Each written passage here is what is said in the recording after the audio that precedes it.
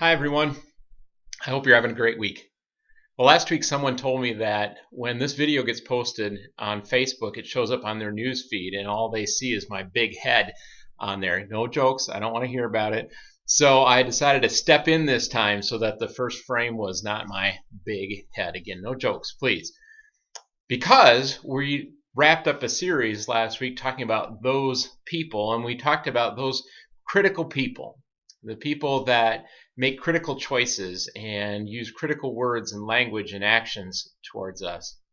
And the first thing that we looked at was we need to recognize that when someone we love or someone in authority speaks truth into our lives, there's a value in receiving constructive criticism.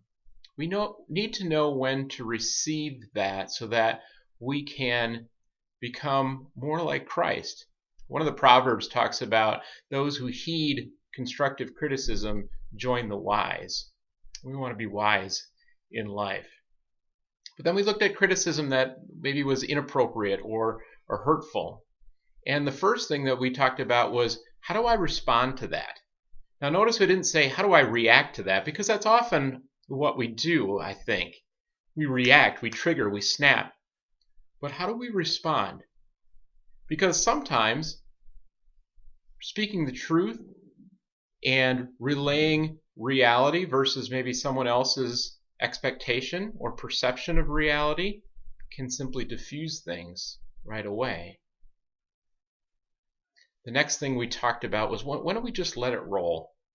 You know, if 15 or 20 people come to you and they say the same thing, that's probably falls under the constructive criticism that we want to listen to. But maybe if one or two people who really don't know your circumstance in life, maybe don't know your life at all, don't know the situation completely, and they speak into you some things that just don't really seem right, maybe that's stuff that we just need to let it roll and just cast it off. Because we have a choice as to whether we're going to allow it to affect us or not affect us. That's our choice. And then finally, our prayer was, Lord, help me to see where in my life I have a critical nature.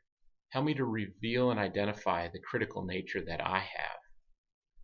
It said that the words of a critic can cut and pierce like a knife, Proverbs says. I don't want my words to pierce like a knife. We want to build and love people up. We don't want to tear them down. We don't want to be known as people that tear others down. Because the reality is that criticism and tearing other people down, it really just reflects our own weakness and selfishness and lack of a control. And when we tear other people down, we feel bigger, we feel stronger, we feel in control, but we're really not. But when we grow closer to Christ, we become more confident in who we are and whose we are. That need to tear other people down, it just goes away.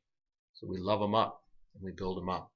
So I pray that will be what you experience and what you share this week. God bless you all.